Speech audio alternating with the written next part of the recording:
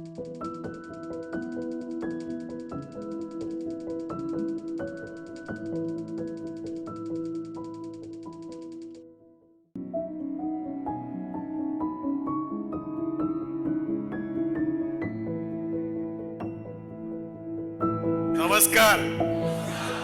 नमस्कार दोस्तों, life matters के इस चौथे एपिसोड में मैं विपिन मैगर आप सबका तहे दिल से स्वागत करता हूं। दोस्तों, पिछले 3 एपिसोड में हमने देखा था जिंदगी अहम है, लेकिन खुद की जिंदगी को अहम बनाने के लिए जिंदगी के हर दिन को अहमियत देनी चाहिए। उसके साथ साथ जिंदगी की छोटी छोटी बातें हैं, उनको भी अहमियत देकर उनमें जितना हम लोग बेहतर कर सकते हैं उतना अच्छा होगा, क्योंकि इसी वजह से हमारी जिंदगी आहिस्ता आहिस्ता पूरी तरह से बेहतर होती चली जाएगी। दोस्तों, आप सोचिए, एक जो कमला है, कैटरपिलर, जो जमीन पर रेंगने वाला कीड़ा है, उसको भी बदलाव में जाकर अपने आप को इस तरह से तकलीफें सहकर ढाना पड़ता है कि वो एक दिन तितली बन जाता है। उस तितली के रंग देखकर किसी को विश्वास नहीं होगा कि पहले यह जमीन पर रेंगने वाला कीड़ा था। हर किसी को अपनी जिंदगी में इस बदलती दुनिया के लिए अपने आप में बदलाव लाना चाहिए। यह बात कहने के लिए तो बहुत आसान है, लेकिन करने जाएंगे तो थोड़ा मुश्किल होगा, लेकिन करनी तो चाहिए। अब मैं आपसे एक बात कहता हूं, आप जो ये वीडियो देख रहे हैं, आप अपने हाथों को बांध लीजिए। बांध लिया, अब फिर इसे छोड़ दीजिए, और जिस तरह से हाथ आपने बांधे थे उससे बिल्कुल उल्टा आपको आपके हाथ बांधने हैं। मतलब पहले अगर आपने ऐसे किया था तो अगली बार जाकर आपका ये हाथ ऊपर है तो ये हाथ ऊपर आना चाहिए और ये हाथ नीचे जाना चाहिए। आप सोचिए, ये अगर आपने पहले ऐसे हाथ बांध लिए थे तो अभी आपको ये हाथ आपका ऊपर आना चाहिए और ये हाथ आपका नीचे जाना चाहिए। तुरंत करके देखिए, दिक्कत आ रही है? दोस्तों, हाथों को बांधना, अगर हम लोग उसको बदलने में तकलीफ महसूस कर सकते हैं, तो जिंदगी को जिस तरह से बांध लिया है उसको अगर हम लोग बदलना चाहेंगे तो सोचिए कितनी तकलीफ होगी। लेकिन जो ये तकलीफ सहेगा वही आगे बढ़ेगा। और इसीलिए सबसे अहम बात होगी, अगर आगे बढ़ना है तो पता तो होना चाहिए कि किस तरह आगे बढ़ना चाहिए, किस तरफ आगे बढ़ना चाहिए, किस तरह आगे बढ़ना चाहिए। उसके लिए तो आने वाले एपिसोड्स में हम लोग बात करेंगे। अभी तो हम लोग सिर्फ ट्रेलर के ऊपर है। आने वाले जो एपिसोड है उसमें हम लोग बारीकियों पर जाएंगे। वो कहते हैं ना, एक नजर में वो इतने सवाल कर गए कि हम जिंदगी भर जवाब देते रह गए।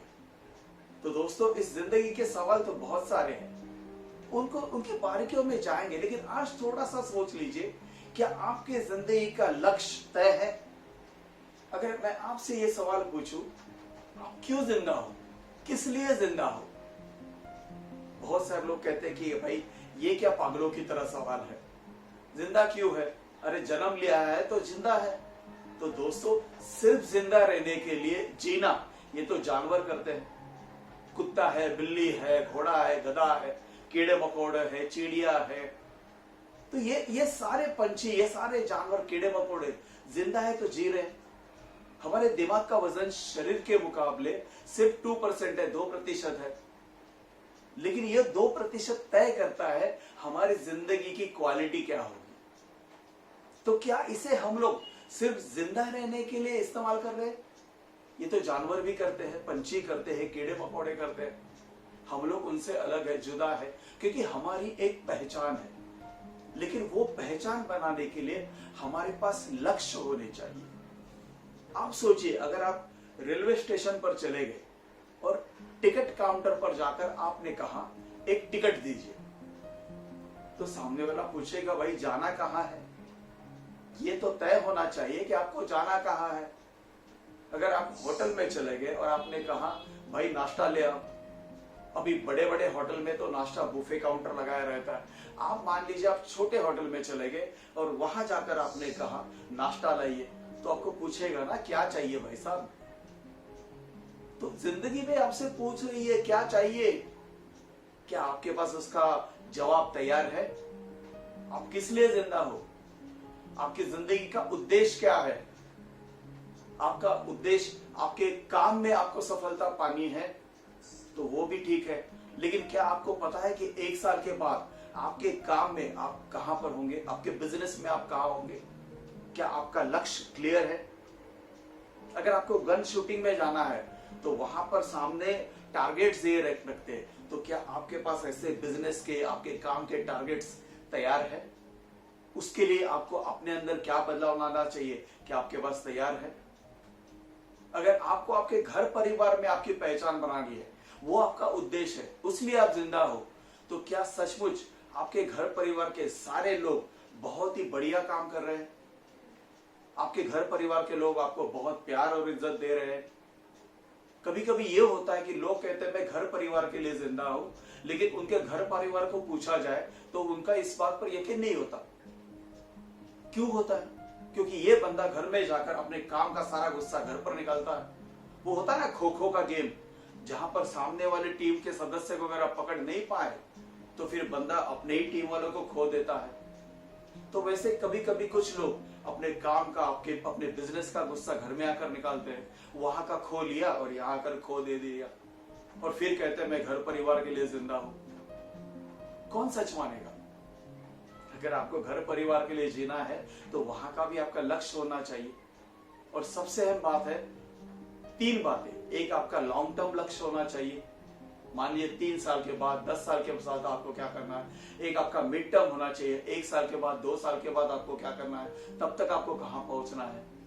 और एक होगा शॉर्ट टर्म, मतलब इस 1 साल में, मान लीजिए मार्च 2021 तक या अगले जून 2021 तक आपको कहां तक पहुंचना चाहिए आपके काम में, आपके बिजनेस में, आपके घर परिवार के बारे में, सामाजिक प्रतिष्ठा के लिए। अगर आप किसी खेल कूद में है तो वहां पर, अगर आप किसी कला क्षेत्र में है तो वहां पर आपको तय करना चाहिए कि आपका लक्ष्य क्या है। अगर मान लीजिए कि मेरा गांव गोवा है, तो यहां मुंबई से गोवा जाने के लिए अगर मैं रोड से सफर करता हूं तो मुझे 10-12 घंटे लग जाते हैं। लेकिन कई कई रास्तों में मैं रुक जाता हूं खाना खाने के लिए, थोड़ा इस सृष्टि का आनंद लेने के लिए, तो शायद मैं मानता हूं चलो 14 घंटे लगेंगे। लेकिन तय तो होना चाहिए कि 2 घंटे के बाद मुझे कहां तक होना चाहिए, 4 घंटे के बाद, 6 घंटे के बाद। तो उसी तरह से आपका अगर लॉन्ग टर्म गोल है 10 साल में, 7 साल में, 5 साल में आपको कहीं पहुंचना है, तो क्या आपने उसको चंक किया है? क्या उसके टुकड़े करके आपके पास तैयार है? दोस्तों अगर नहीं है तो करना शुरू कर दीजिए। और सबसे अहम बात यह होगी कि आपको आज के दिन में क्या करना है ये तैयार रहना चाहिए।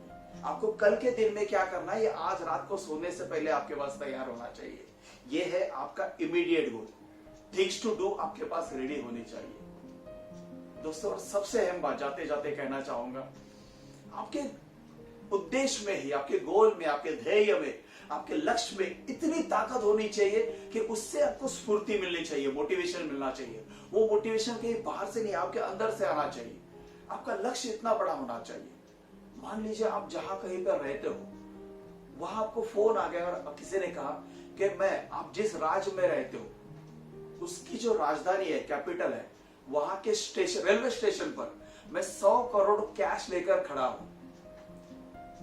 आपको आज रात तक वहां, या फिर मान लीजिए कि कल सुबह तक वहां आपको किसी हालत में पहुंचना है। कल सुबह 8 बजे तक आप नहीं आए तो मैं वहां से चला जाऊंगा। जो भी आप अभी जिस समय भी ये वीडियो देख रहे हैं, मान लीजिए उसने आपको 10 घंटे की मोहलत दी है कि 10 घंटे में आप आपके राज्य की राजधानी के रेलवे स्टेशन तक आ जाइए, मैं वहां खड़ा हूं। वहां आने के बाद फोन कीजिए, मैं आपको 100 करोड़ रुपया कैश दे दूंगा। आप मान लीजिए वहां जाने के आपने ट्रेन पकड़ ली, रेलवे पकड़ ली, आपने टिकट निकाला राजधानी का और वहां कर बैठ गए। आप राजधानी में रहते हो तो वहां का कोई रेलवे स्टेशन है, वहां से मेन स्टेशन तक जाने के लिए आपने ट्रेन पकड़ ली। अभी ट्रेन जा रही है, लेकिन 2-4 स्टेशन के बाद या फिर अगले स्टेशन पर ट्रेन रुक गई। तो ट्रेन तो स्टेशन पर रुकती है, आपने मान लिया चलो अभी 2 मिनट में निकल पड़ेगी, लेकिन 10 मिनट हुए ट्रेन नहीं निकल रही है। 20 मिनट के बाद आपने देखा इर्द गिर्द के जो पैसेंजर्स हैं वो अपना सामान लेकर उतर रहे हैं।